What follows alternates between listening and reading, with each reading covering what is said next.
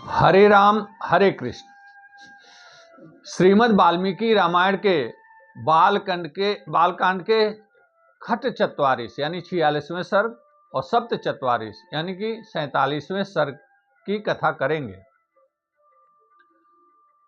महर्षि वाल्मीकि लिखते हैं कि जब विश्वामित्र जी श्री राम और लक्ष्मण को लेकर मिथिलापुरी जा रहे हैं तो दक्षिण तट से, गंगा के दक्षिण तट से नाव से पार करके गंगा के उत्तर तट को ये लोग उतर चुके हैं। ठीक सामने एक बहुत ही सुंदर सा समृद्ध नगर दिखाई देता है जिसकी ओर विश्वामित्र जी देखते हैं और उसी नगर के तरफ चल पड़ते हैं। उनके साथ साथ श्री राम, लक्ष्मण और सभी ऋषि मुनि चल रहे हैं। श्री राम ने विश्वामित्र जी से पूछा कि हे महामुनि, ये सामने जो नगर दिखाई दे रहा है इसका क्या इतिहास है और इसमें वर्तमान में कौन इसका शासक है। महामुनि विश्वामित्र कहते हैं, हे राम, ये जो स्थान दिखाई दे रहा है यहाँ इसका संबंध समुद्र मंथन के पश्चात जब दिति के सभी दैत्य पुत्रों को देवताओं ने मार डाला तो दिति की तपस्या से इस स्थान का संबंध है। माता दिति अपने पति मरीच नंदन कश्यप के पास गईं और बड़ा दुखी होकर के अपने पति से बोली कि हे पतिदेव, मेरे सभी पुत्रों को आपके देवता पुत्रों ने मार डाला, इससे मैं बहुत दुखी हूं। अब मैं चाहती हूं कि आप मुझे एक ऐसे पुत्र को हमारे गर्भ से उत्पन्न करिए जो देवताओं के राजा इंद्र को मार डाले, उनका वध कर दे। कश्यप जी ने दिति से कहा कि हे तपोधने, अगर ऐसा पुत्र तुम्हें चाहिए जो इंद्र का वध कर सके तो तुम्हें 1000 वर्षों तक पवित्रता के साथ रहना होगा और पवित्रता के साथ गर्भ धारण करके रहोगी तभी ऐसा पुत्र तुम्हें उत्पन्न होगा जो इंद्र का, त्रिलोक पे राज करने वाले त्रिलोकीनाथ इंद्र का वध कर दे। माता दिति गर्भ धारण करती हैं और पवित्रता और शौच के साथ वह रहती हैं। यह वही स्थान है जहां माता दिति ने अपनी तपोस्थली बनाई थी। माता दिति जब यहाँ रहती थी तो इंद्र स्वयं यहाँ आकर के माता दिति की सेवा में लग गए। माता दिति की वो मौसी, माता दिति जो थी इंद्र की मौसी थी। इंद्र ने अपने मौसी की सेवा में अपना बहुत समय दिया और उनकी सेवा में हर प्रकार से उनके भोजन और उनके अन्य शारीरिक सुख का सारा इंतजाम उन्होंने किया, सारी व्यवस्था की। यहाँ तक कि इंद्र अपने मौसी दिति का पैर भी दबाते थे। 1000 वर्ष बीतने में केवल 10 वर्ष रह गए थे तो इंद्र की सेवा से बहुत ही प्रसन्न होकर के माता दिति ने एक दिन इंद्र से कहा कि इंद्र बेटा, मैं तुम्हारी सेवा से बहुत ही प्रसन्न हूँ। हालांकि मैंने जो यह गर्भ धारण किया था 1000 वर्ष के लिए, यह पुत्र जो उत्पन्न होगा वह तुम्हारे वध के लिए मैंने इसको गर्भ में धारण किया है, लेकिन अब मैं तुम्हारे सेवा से प्रसन्न होकर के मैं ऐसा सोचती हूँ कि जब मेरा पुत्र उत्पन्न होगा तो मैं उससे समझाऊंगी, उसे बताऊंगी कि वह तुम्हारे वध करने के बजाय तुम्हारे साथ मिल करके रहेगा। तुम उसको अपने साथ रख करके तीनों त्रिलोकी पे राज करना, तीनों लोकों में राज करना। एक दिन का समय ऐसा आया कि माता दिति बैठे बैठे उनको नींद आ गई तो उनका सिर का बाल जो है उनके घुटनों से होते हुए पैरों पे जा गिरा।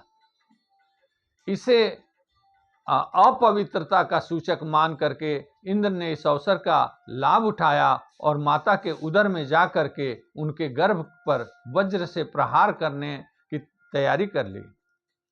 उनका वज्र दे करके गर्भ रो पड़ा और चिल्ला पड़ा। भ्रूण जो था वो रोने लगा और चिल्लाने लगा तो इंद्र ने उसको चुप कराने के लिए कहा, मार उदा यानी मत रो। फिर भी वह रो रहा था तो इंद्र ने वज्र से मारकर उसके 7 टुकड़े कर दिए और माता के उदर से, दिति के माता के उदर से बाहर आ गए। माता का नींद खुलने से जब उन्होंने देखा कि यह तो अनर्थ हो गया, तो उन्होंने इंद्र से कहा कि अब तो हे इंद्र, अब तो अनर्थ हो ही चुका है, लेकिन एक काम करो कि एक बीच का उपाय निकालो कि जो हमारे सातों गर्भ हैं ये मारुत, 7 मारुत के रूप में उत्पन्न हो, और इनका नाम तुमने जो मारुद कहा उसी से इनका नाम मारुत होगा। 7 मारुतों के 7 गण हो गए, यानी 49 मरुद गण होंगे, और 49 मरुत को पहला मरुदगण ब्रह्मलोक में जाएंगे, दूसरे मरुदगण इंद्रलोक में जाएंगे, तीसरे मरुदगण अंतरिक्ष में जाएंगे, और बाकी 4 मरुदगण चारों दिशाओं में जाकर के वायु के रूप में वो विचरण करेंगे। इंद्र ने उसे स्वीकार कर लिया, तभी से 49 मरुदगण का निर्माण हुआ। 49 मरुदगण आकाश में विचरण करने लगे। विश्वामित्र जी कहते हैं, हे राम, ये वही स्थान है जहाँ पे ये माता दिति ने तपस्या की और अपनी तपोस्थली बनाई थी, और 49 मरुदगण उत्पन्न हुए। हे राम, आगे की कथा आप सुनो, इस स्थान के इतिहास के बारे में सुनो कि ये वही स्थान है जहाँ पे इक्ष्वाकु के पुत्र, एक धर्मात्मा पुत्र थे, बहुत ही धर्मात्मा थे, जिनका नाम विशाल था। विशाल ने माता दिति के इसी तपोस्थली को अपना एक नगर यहाँ बसाया, अपनी पुरी यहाँ पे बसाई, जिसका नाम विशालापुरी थी। विशाला के नाम से जो नगर था वह उन्होंने पुरी बनाई, राजा विशाल ने। विशाल के बहुत ही धर्मात्मा पुत्र हेमचंद्र हुए। उनके संततियों का मैं वर्णन, विश्वामित्र जी कहते हैं कि उनके संततियों का मैं वर्णन करता हूँ, और वर्तमान में जो राजा यहाँ शासन कर रहा है उसके बारे में बतलाता हूँ। विश्वामित्र जी कहते हैं कि विशाल के पुत्र का नाम हेमचंद्र था, जो बड़े बलवान थे। हेमचंद्र के पुत्र सुचंद्र के नाम से विख्यात हुए। सुचंद्र के पुत्र धूम्राश्व, और धूम्राश्व के पुत्र सृंजय हुए। सृंजय के प्रतापी पुत्र श्रीमान सहदेव हुए, और सहदेव के धर्मात्मा पुत्र का नाम कृशाश्व था। कृशाश्व के महातेजस्वी पुत्र प्रतापी सोमदत्त हुए, और सोमदत्त के पुत्र काकुस्थ के नाम से विख्यात हुए। ये सभी इक्ष्वाक वंशीय राजा हैं। काकुस्थ के महातेजस्वी पुत्र सुमति, जो इस समय इस विशालापुरी पे शासन करते हैं, इस समय राजा सुमति का शासन यहाँ पर है।